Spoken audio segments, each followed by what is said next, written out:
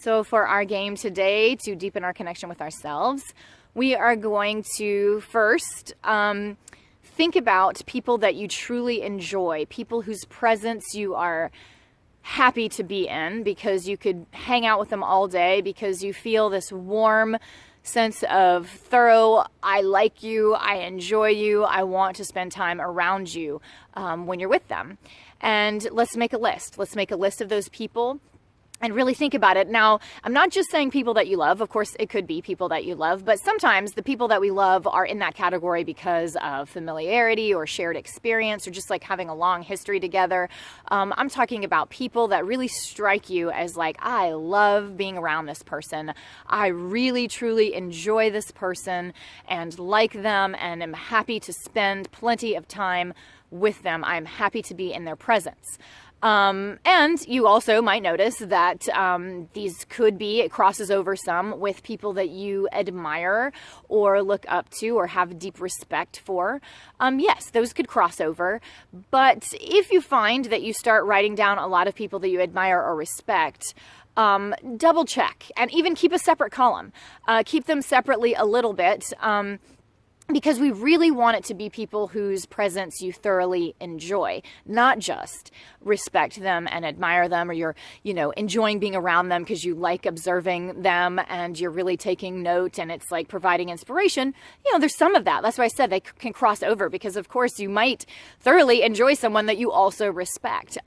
But see, what I'm thinking of is like if you, if I might write down some people who I have done workshops with, or people that are like personalities that I don't know that well, or maybe I have been in the room with them and maybe I do kind of consider myself friends with them, but it's more of a respect and admiration thing. I haven't had enough contact and enough just daily hangout time with these people to really be sure that I thoroughly enjoy their presence. And those people are still worth noting. It's absolutely still worth noting those people. That's why I said like maybe make another column, because sometimes it's in the middle.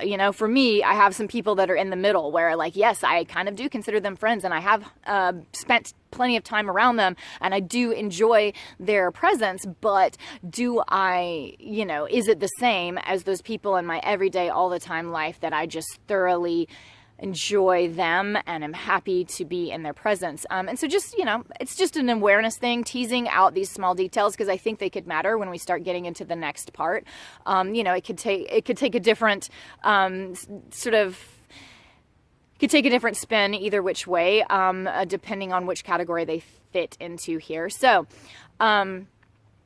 do this and don't continue watching the video until you have done this, because I think, our next part, when we're going to start playing with it, could be totally influenced and affected if you know what's coming next. It could affect your decisions of who you put in those categories. So pause now, go write your list if you have to, then come back to hear what we're going to do next. All right, so now that you are back and you have your list of people and you've thought it through and you've covered them all, let's play with it a little bit. I think one of the most typical things to do with this is like, all right, what attributes do these people have that you can learn from, and think of it in like, what do they present that I can grab and add into my life? And I think that's an interesting way to look at it, but it is kind of a standard way to look at it. The way I want to look at it is a little bit more of a flip. I want to now, let's look at things that we do because we're convinced that it's kind of the best way to be, or, that's like what we are trying for, things that we are doing intentionally or trying for, maybe not even intentionally, but things that we are doing regularly that are actually opposite of what those people that we really enjoy are doing. And I'll use examples. The first one that comes to my mind is because this whole thing came up, this game came up with my daughter, because she intentionally, she's a teenager, so I think this is kind of a natural teenage thing to do, but I think adults still do it too. But she intentionally tries to or tells herself that she never needs to get anything wrong. She has to get everything right, no issues coming up, nothing should mess up, there should be no problems. And she tells herself that that's like what goal she needs to be attaining, in whatever subtle way. It's like she gets so frustrated when that's not happening. And then, the game made it all the more clear, because it's like, think of all the people that you like, that you really enjoy being around. How many of them never get anything wrong or never show that they're struggling?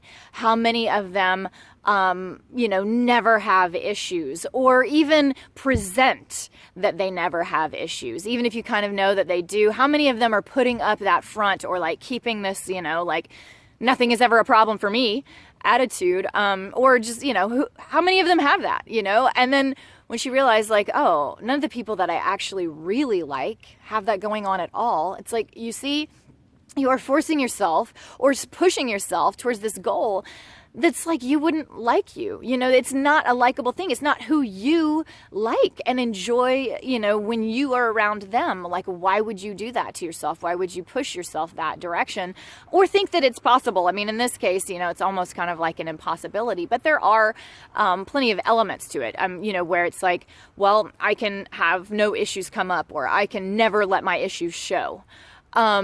Okay. And you might be striving for that, thinking that that's the thing to do, and that's what people want to see.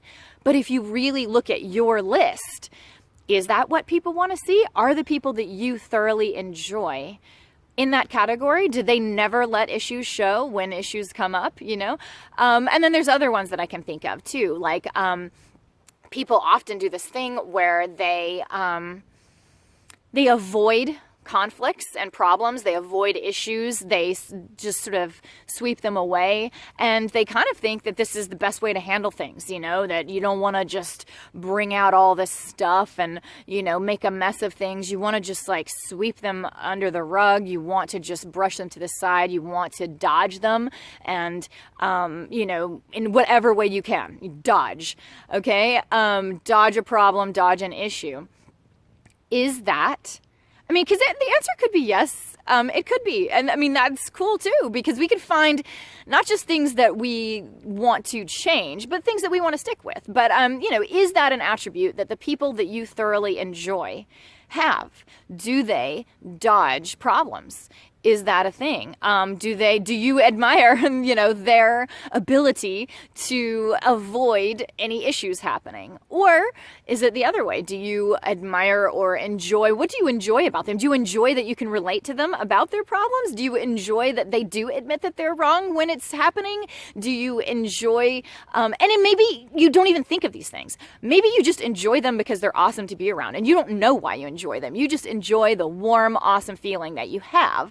And then in this exercise, you're like thinking like, oh yeah, and they do admit when they're wrong. I mean, it's not like they never have issues, and actually they don't dodge any problems or issues. They usually do X, Y, or Z. They usually confront them head on, or maybe something else. Maybe they do kind of just handle them masterfully. Or, I mean, like I said, it is absolutely possible that your answer is, yeah, they do dodge them. I love the way they're able to like quick dodge and escape an issue. Okay. And so that might mean that in those ways you want to keep that and continue striving for dodging issues. But there are obviously going to be at least some things that you realize like, oh, so I go for that in my daily life, but it's not actually what I enjoy in other people. And ultimately, I want to enjoy me. So why am I going for that? Or ultimately, I also want others to enjoy me. And so why am I going for that? Because I don't enjoy that in other people. And other things too, like always looking for the easiest path, maybe that's something that you find yourself doing all the time. Maybe it's not a goal that you aspire to, but maybe it's just something that you find yourself doing all the time, is like, I just want to find the easiest path. I just want to do this the easiest way possible. I just don't want much of a struggle. I just don't want much of a push. Look, time is tight. Stress is high. I just want to do the easiest thing possible. Then think, are the people that I enjoy, scan through the list of people, do they do the easiest thing possible? And you might find yes, like, yeah, man, they do. They always go for a simple solution, and so the wording matters, right? So simple solution. They're still finding a solution. They're not dodging one. And simple, but not just easy, but simple and the thing that makes the most sense or that's most readily available. Yeah, okay. And you might say, yeah, they do. That is what they do. And that's what I admire. So I'm going to keep going with this, but I'm going to modify my word to not just the easiest thing, but the most simple solution or something like that. Or you might find just the opposite. You might find, no, they don't. They don't try to always take the easiest road. The people who I really enjoy are not taking the easiest road. They are challenging themselves. They are doing what they think matches their inner person or, their own standards to the best of their ability, even if it's not the easiest thing. Or they're staying true to themselves. They're not taking the easiest path. I don't enjoy people that are taking the easiest path, that are just doing, whatever they can to kind of make things least amount of effort that they possibly can. They want it to be just no bumps. They want it to just kind of be done with anything in any given moment. Just like, let's get it over with. Let's just do what's easy and be done. And maybe you don't enjoy that at all. The people that you really enjoy or are happy to be in their presence are not at all like that. And I just think it's worth looking at. Okay, so that's the game, and there's a million other examples, and hopefully you sit and think through yourself. Think through ways of being that are important to you, or just ways of being that come up a lot. Like, yeah, man, I do usually search for that easy. So I don't like to be out of my comfort zone. Are the people that you like that way? The people that you enjoy that way or not? And then, it can just offer some insight into clarifying words and terms, like we did with the whole, simple solution versus doing the easiest thing possible. Those things are slightly different. And you can see that when you put that frame of reference on top of the people that you already know, because you're like, well, I wouldn't say they just do the easiest thing possible. It's more like they find a simple solution and they go with that, but they do it very intentionally and deliberately. Yeah, you see how when you have a real person and a real example, and a different way to look at it through that lens, like it can offer clarification, and then you have clarification for what it is that you want to be doing, not just finding the easiest way possible, but maybe the simplest solution. So it offers that clarification, but it also sometimes offers us a good look at ourselves where, yeah, we might be striving for something. I think everybody's got at least one where, you're striving for this thing that you think others want to see, or for some reason you got the idea, in your past that like, this is the way to present yourself. This is, how you should be in the world or something like that. And you don't actually like anyone who does that or anyone who is like that. All of the people that you enjoy have none of that in them. And it's just kind of an eye-opening, like, well, then what the heck am I doing it for? I want to like myself. Why am I doing this? And then the other way around too, where, yeah, you might realize or reaffirm some of the things that you strive for, some of the things that you want to be and want to come across as and want to project and bring to the table in this world or in your relationships with others. And it just kind of reaffirms that, like, yeah, see, now that one, all the characters that I enjoy have that attribute. So yes, I want to continue expressing that. And I think often when we do this kind of exercise where we look at the people that we like, we're usually doing that one, where we're taking the awesome things that we see in them and making sure we push those forward too. But I think we also have to clean up the ones that we push forward that are erroneous, that we don't actually enjoy. It's like clean those up so that we have more energy and more focus and more clarity because, we've like really put the lens on in the very specific way to get the details. But yeah, then we have more focus, more clarity, more energy to put forward the ones that do really matter to us, the ones that we really do want to be doing. And we don't have all this mumble jumble of stuff that like, for some reason we think that we need to present, like my daughter, as as someone that like no issues come up, no issues ever come up. And, I don't have any problems. I don't have a lot of problems. Nothing's really going on with me. I get most things right. I've got my stuff all together. Nothing ever is a mess in my world. But we don't like anybody like that. It's like, where do we get this idea? It's not even a person that we would like ourselves. So that plus, see if you don't notice. My other little last tiny thing to leave you with is that one of the things I really noticed in this exercise is that it all comes down to balance. We like balanced people. I usually like balanced people.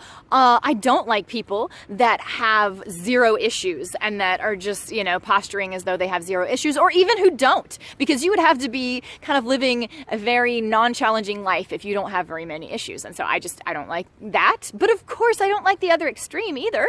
I don't like people that have just massive loads of issues that they're just like sort of proud of and doing nothing about. No, I don't like that either. I usually like in terms of the people in my life, I like people who have a balance, because balanced human beings is generally what we like. See if you think so. That's why I said it's just kind of my departing thought here is like, well, what isn't it all coming down to balance? Because that's kind of what it did for me. I realized so it's just basically I really like people that strike that balance. And so it's okay for me to have some of all of those categories too, because that just brings me into a place of balance. It just makes me a balanced human being. So that's what I thought. Because like I said, I'm not trying to get you to think of it in terms of extremes, but often we do try to present ourselves in terms of extremes. So see what you find there. Enjoy the game.